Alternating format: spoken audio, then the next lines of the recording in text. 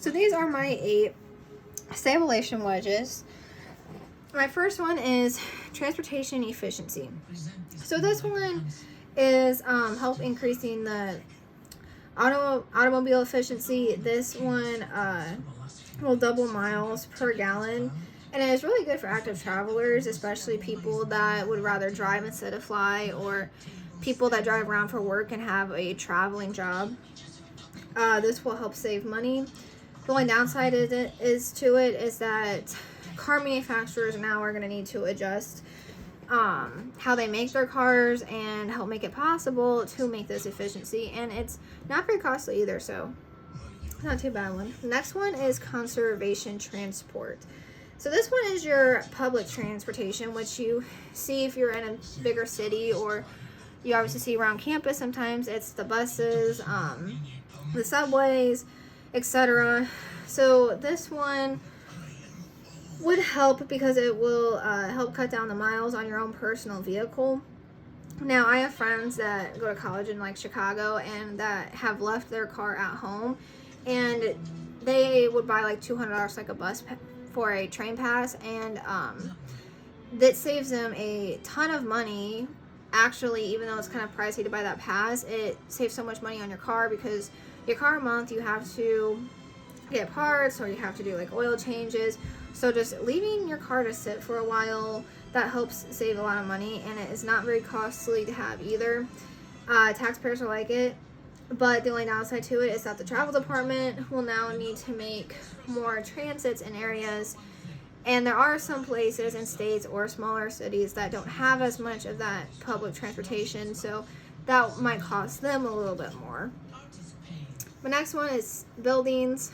So this one is really good, especially if you live in central Illinois or have weather that likes to go back and forth from 50 to 13 degrees, or 70 to 40 degrees, or just all over, or be in winter and you don't need a coat, then the next day you need a coat and it's snowing out.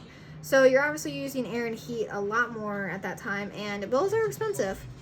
So you can use insulation and weather stripping, and that's going to help save energy in your house by trapping it instead of having it escape. And I actually have insulation in my house, and it has made the bills a lot better, and it is not too costly to do either. Now I am moving on to CCS electricity.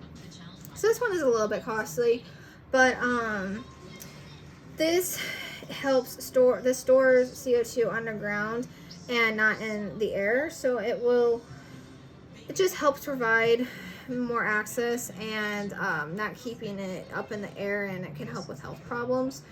But like I said, it is a little bit more costly. Next one is fuel switching electricity. So this is coal electric to natural gas. So natural gas has only half of the emissions, unlike coal. So it obviously, anything is really better than coal, especially when it comes to health problems. It can cause lung issues. So what natural gas will need to ship a lot faster and needs to be ready to go when it comes in, so that will only be the downside. And it's not that costly, but it will start to bring in all of the endangers that natural gas has with the issues. So that is kind of a downside. Next one that I have is wind electricity. Alright, so wind electricity, these are your, I like to call like windmills, and that you see around in the land. So these are renewable, and it's very clean for the environment. It's a little bit costly, but not that bad. Downside to it is that they're going to need more land to put more wind electricity and use it in windmills up. So that is going to kind of maybe take some people off, especially people that might hunt on land or building on land or have a lot of property land. Some people are not going to give that up very easily, and that is kind of a downside to it. So we'll just have to see what would happen if we ever switched over. Then we have solar electricity. So these are your solar panels that you see. They're getting more popular, actually.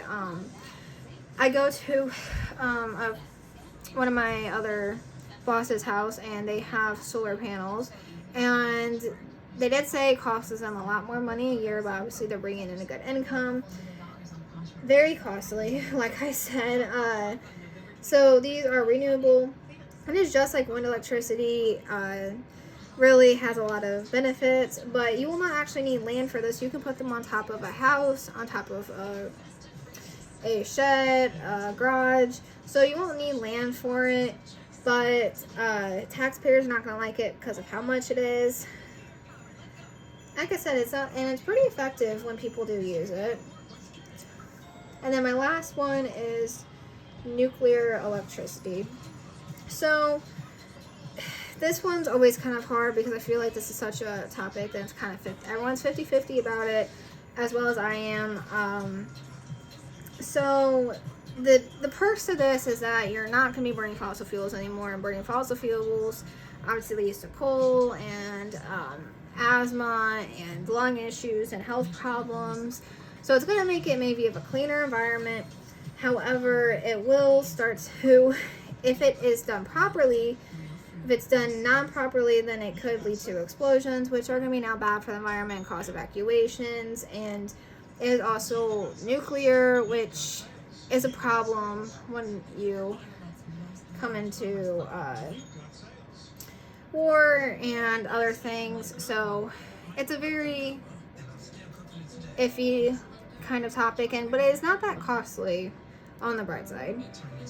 Now, switching to the back and the judges scoring.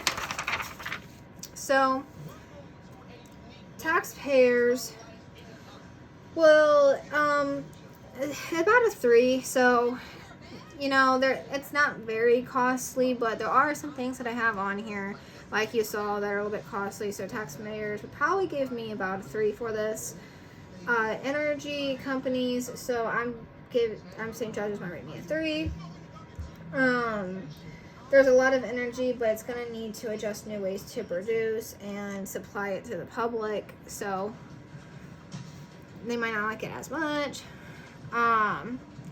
Environmental groups, I'm giving them a 5 because everything I kind of said is helping the environment in some type of way. And wind and solar are a natural process, and that obviously helps the environment tons. So I think environmental groups would really like this. Manufacturers, a 2, because they're going to have to develop new products, and they're going to have to change methods of making fuel, building, and new infrastructures. So they might not like it as much. Industrialized government, I give them about a 3. There are some costly ones, but many are realistic and easy to access since our country has access to a lot of transit systems and electric communication. So I don't think it would be that bad since we have easy access. Developing countries would be a 2.